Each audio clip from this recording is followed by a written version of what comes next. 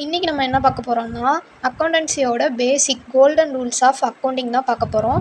So golden rules of accounting.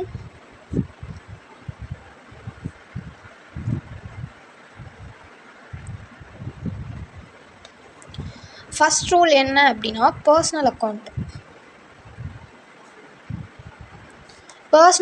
Personal அக்கௌண்ட்டோட rule என்ன அப்படின்னா debit the receiver,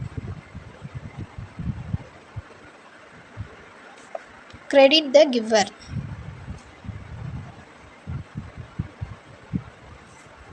next real account. Real அக்கௌண்ட்டோட rule என்னன்னா debit what comes in,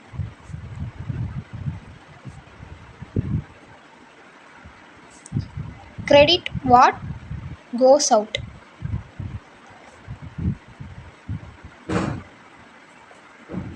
next என்னன்னா nominal account.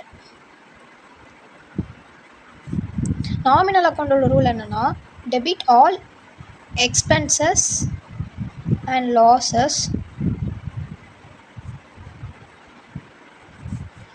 credit all incomes and gains.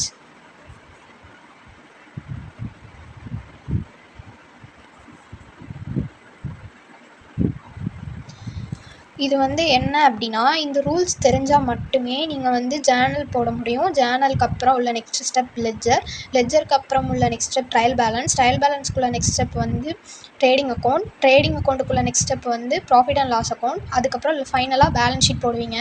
Starting journal போடுறதுக்குள்ள rule இந்த ரூல்ஸை தெரிஞ்சால் மட்டுமே தான் ஜேர்னல் என்ட்ரியை நம்மளால் போட முடியும். ஸோ இந்த மூணு அக்கௌண்ட்டுக்குள்ள ரூல்ஸையும் நல்லா படித்து வச்சுக்கோங்க. அதாவது எப்படின்னா தூக்கத்தில் எழுந்திரிச்சு கேட்டாலும் உங்களுக்கு சொல்ல தெரியணும். இப்போ நெக்ஸ்ட் வீடியோஸில் ஜேர்னல்னால் என்ன, லெஜர்னால் என்ன, ட்ரையல் பேலன்ஸ்னால் என்ன, ட்ரேடிங் அக்கௌண்ட்னா என்ன, ப்ராஃபிட் அண்ட் லாஸ் அக்கௌண்ட்னா என்ன, பேலன்ஸ் ஷீட்னா என்ன அப்படின்னு நெக்ஸ்ட் வீடியோஸில் நான் ஒன்று போடுறேன்.